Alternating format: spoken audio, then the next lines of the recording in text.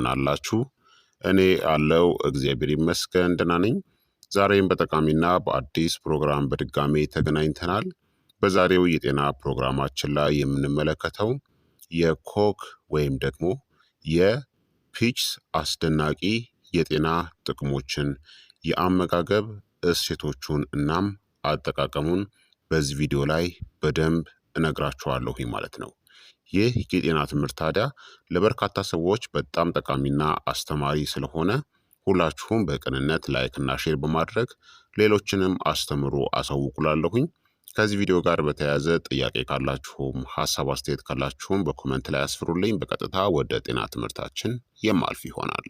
ገንቢው የኮክ ፍሬ በአንቲ ኦክሲዳንቶች የተሞላ ሲሆን የልብ ጤናን ሊያሻሽል፣ ለምግብ መፈጨት ሊረዳ እናም ቆዳችን እርጥበት እንዳያጣም የሚከላከል ነው። ኮክ ከፕለም፣ ከአፕሪኮት፣ ከቼሪ እናም ከአልመንድ ጋር ዝምድናም አለው። ኮክን ለብቻው መብላት ወይም ደግሞ በተለያዩ ምግቦች ውስጥ መጨመርም ይቻላል። ኮክ በጣም ገንቢ ሲሆን በርካታ የሆነ የጤና ጥቅሞችንም ይሰጣል ማለት ነው። አሁን ላይ በኢትዮጵያ በብዙ ቦታዎች የማይገኝ ድንቅ የሆነ ፍሬ ነው። ነገር ግን አሁንም በኢትዮጵያ ውስጥ የሚመረት ሲሆን በዋጋም ትንሽ ወደድ ያለ ነው። የኮክ የአመጋገብ እሴቶችን በዝርዝር ልንገራችሁ።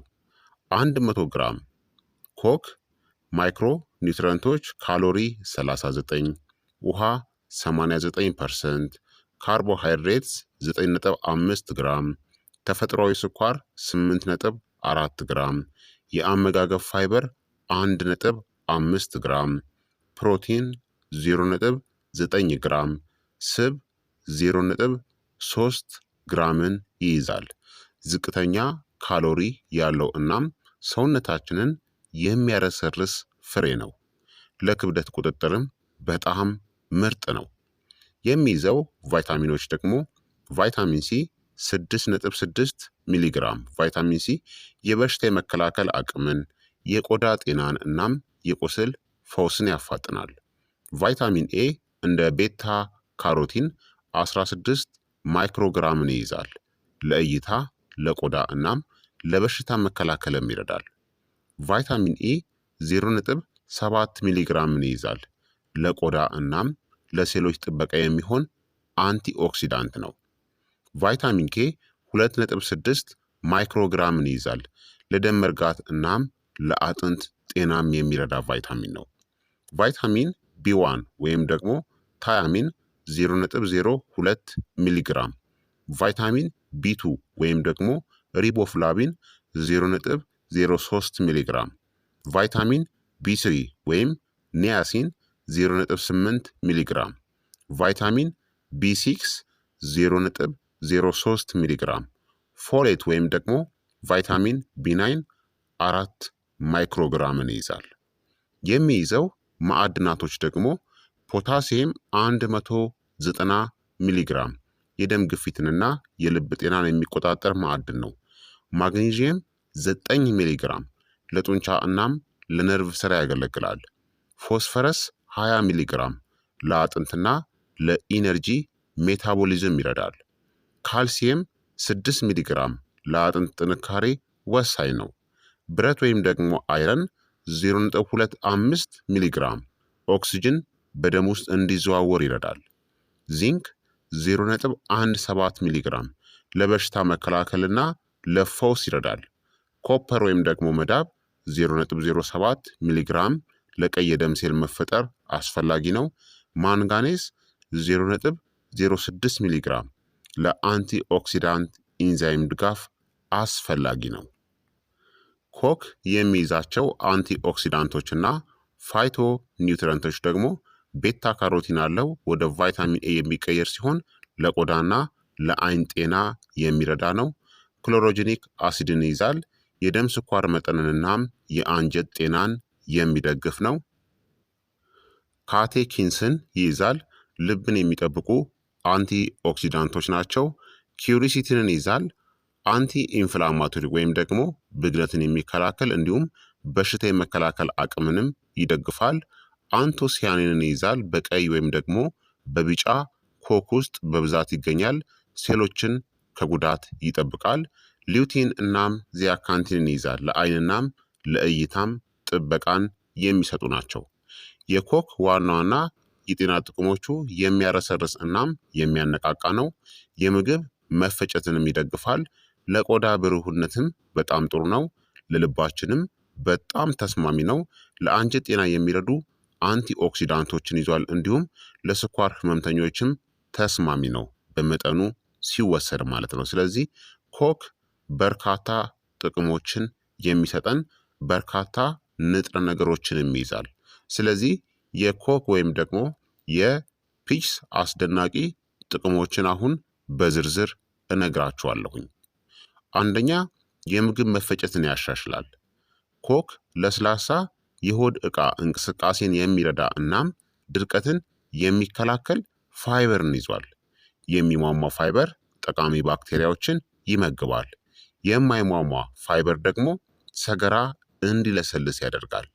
የተሻለ የምግብ መፈጨት፣ የሆድ መነፋት መቀነስና ጤናማ አንጀት እንዲኖር ያደርጋል።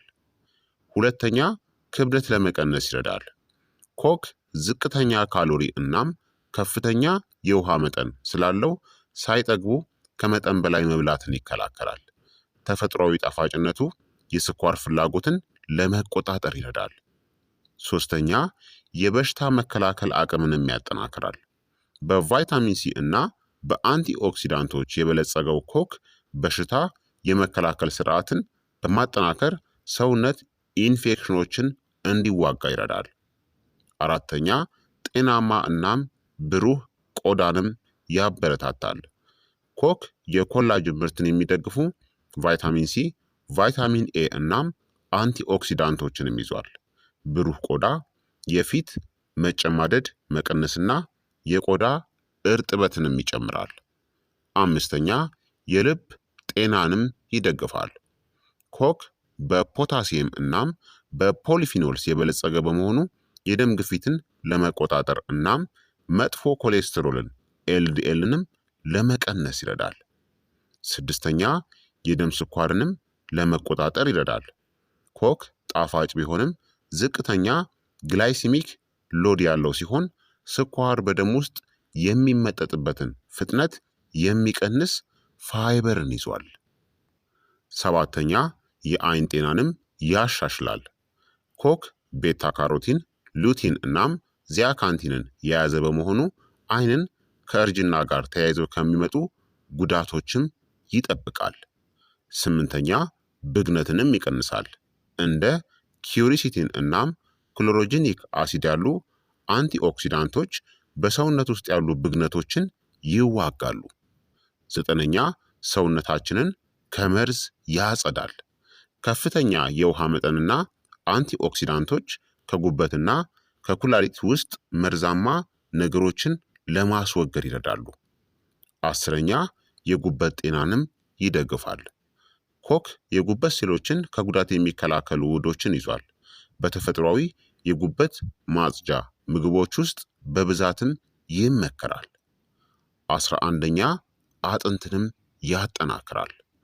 ኮክ ለአጥንት ጥንካሬ አስፈላጊ የሆኑትን ቫይታሚን ኬ፣ ፎስፈረስ፣ ማግኒዥየም እና ካልሲየምንም ይዘዋል።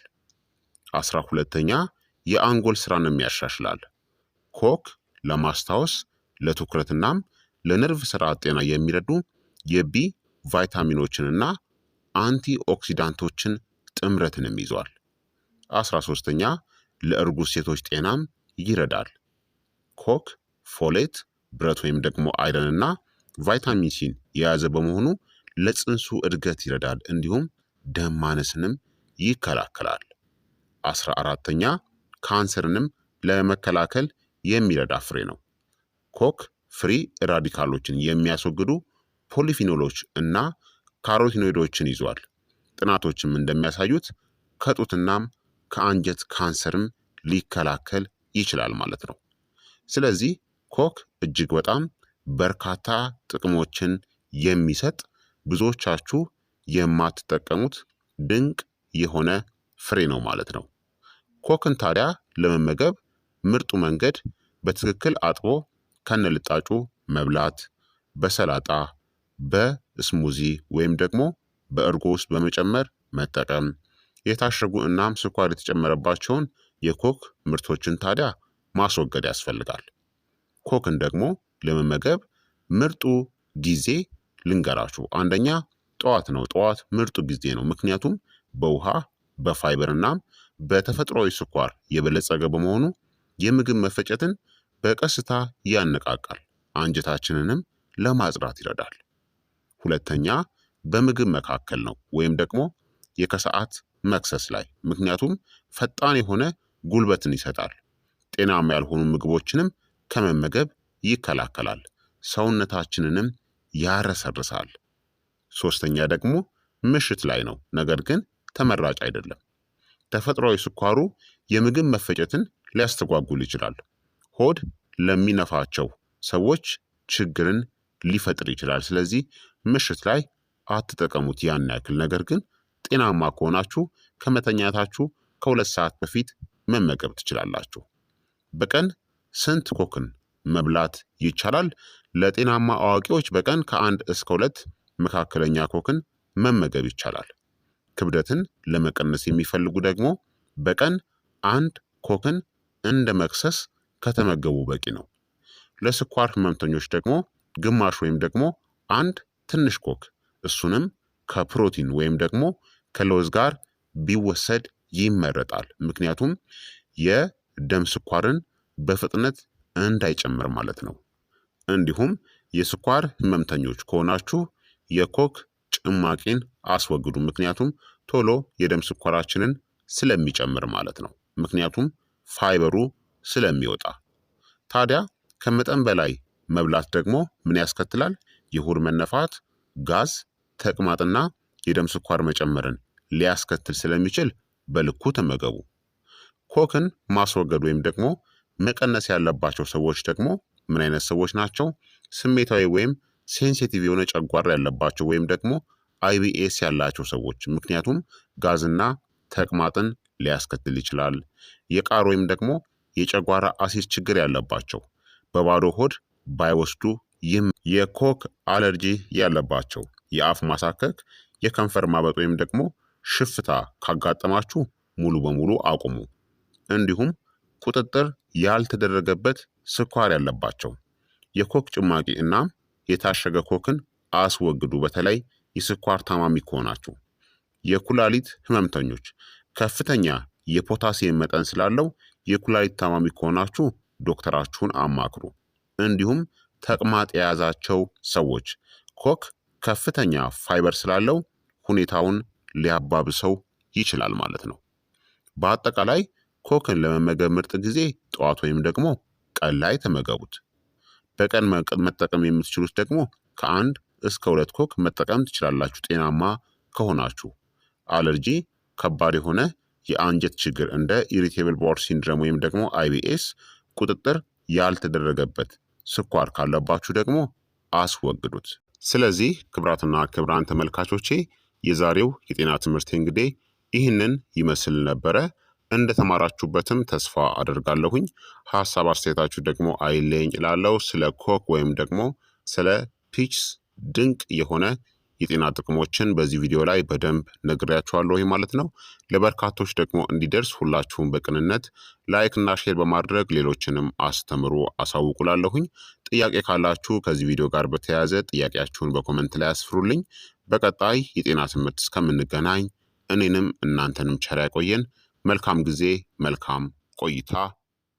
ቻው ቻው።